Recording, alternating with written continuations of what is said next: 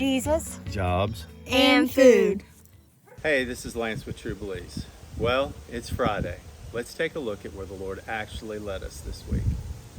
So, if you remember back to Monday, we had a meeting set up in Caledonia.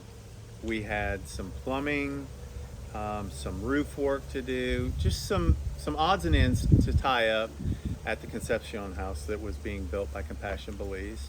We had a school lunch program that we were going to go and visit. Let's see, on Tuesday I had, basically tying up some loose ends with the house in Concepcion. And then we had a dedication that was going to happen. We had Jacob's farm. Let's see, we had a dinner. Tuesday was really going to be a pretty packed day. Wednesday, Compassion Belize was going to be flying home, and we were going to be trying to get set up to go to Stann Creek down to see Brother Miguel and his family. On Thursday, we were actually going to go ahead and make that trip down and, just spend some time getting acquainted with some of the people there in the village. Friday was going to be the grand opening of our first fruit stand in Stann Creek. Saturday, we kind of had planned that we were going to try to go and do some widow visits and take them some packages. And then on Sunday, we were going to be heading back up here to the farm. Well, let's take a look at it.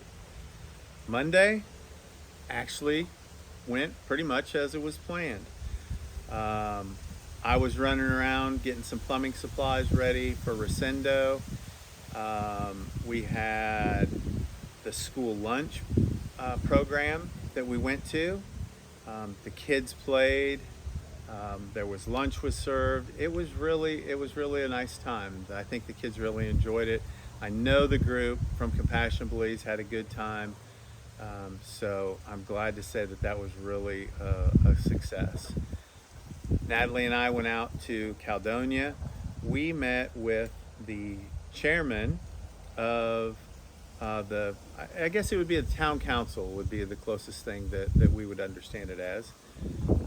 It was an amazing meeting. We kind of let him know what our thoughts and plans were as far as starting a fruit stand there.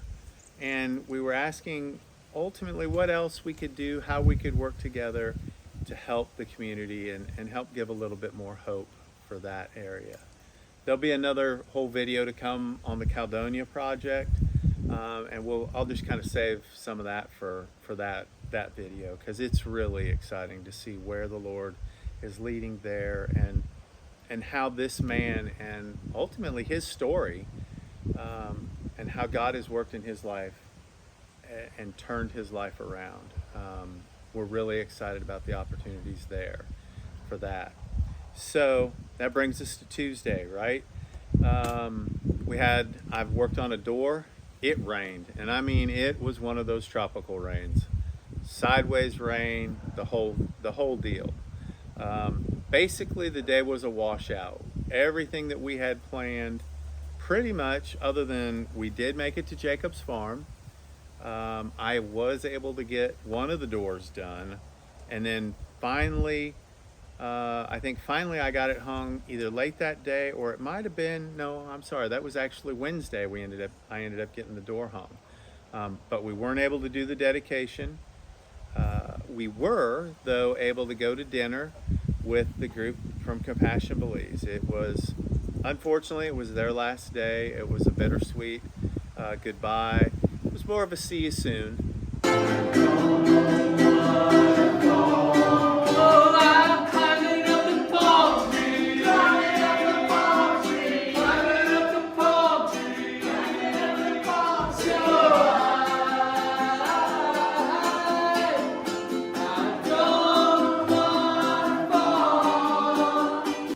They have plans to come back and do more work. Compassion Belize is one of those organizations that it's just an ongoing project, right? Rafi is the lead here in Belize for that, in taking food to different people and identifying needs. And so you've heard a lot about Compassion Belize. You'll hear a lot more about it.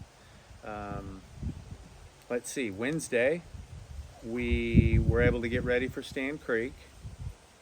Like I said, Compassion Belize went ahead, the people that were here went ahead and left. Then on Thursday, we didn't quite get all of the produce that we wanted on Wednesday, so Oscar went ahead early. And when I mean early, I mean like 3 o'clock in the morning early. He went up to the farmer's market, purchased some product for us, and then we met him back at 8 o'clock at his fruit stand, grabbed what was left that we didn't have, and headed down to Stann Creek, which it's always nice to get back down there to Brother Miguel and his family. We ended up just kind of laughing and joking. We met the young lady that's going to be running the fruit stand for us, and ultimately there'll be a story there too. I'm not going to give too much away about that because we want to kind of do a spotlight on her and her life and how the Lord is working with her. She's a widow, and it's just one of those things where when we step back and we look and we see where God is leading, how he's led people to us or us to people, it's just a really, really nice, it's a nice reflection and a good time to have. So, excuse me. So we did that on Thursday. Friday morning, bright and early, we set up the fruit stand. The word had already went out through the village that we were going to be there, that we were going to have fruits and vegetables. She had already started selling the beans that we have. And so Friday was really, it was fun to meet the people as they came in, to see their excitement that their village is actually getting a fruit stand and that something is actually happening there.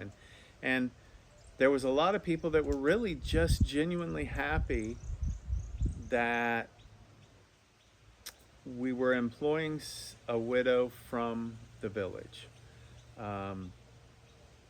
It was very heartwarming to see their response and their encouragement towards her. She has 2 kids. Well, she has 3 kids. They're all 3 of them are still there. One's still in school, the other 2 work. But they were all very supportive, and it was just really, Friday was really pretty interesting. We ended up getting a pig. Now, the pig was slaughtered on Saturday and sold, but, it was just one of those things that as we were talking to people in the community and there was a need for meat, there was just a need. There was a void of fresh meat to come in, and talking with Brother Miguel, he is one of the men that does some of the slaughtering, and he would give out meat periodically. Well, we decided to jump in the van. I mean, what could go wrong? We're going to jump in the van. I think there was 4 Belizeans and 1 gringo headed out to the Mennonite community. And, we picked up a pig, put it in the van, and brought it home.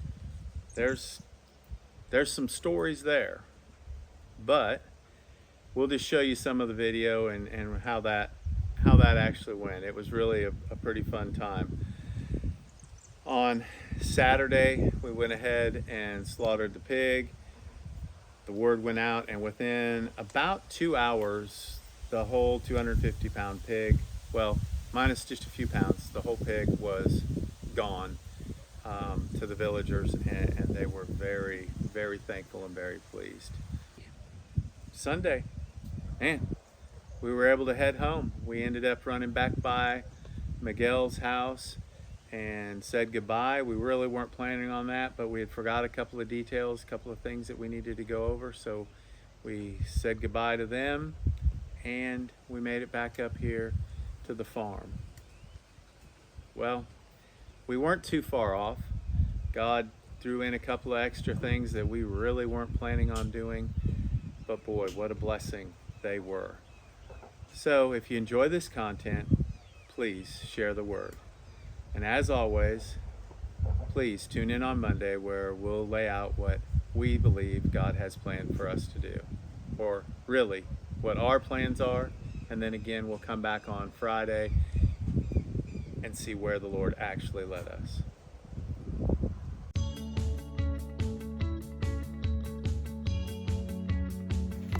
Jesus, Jobs, and food.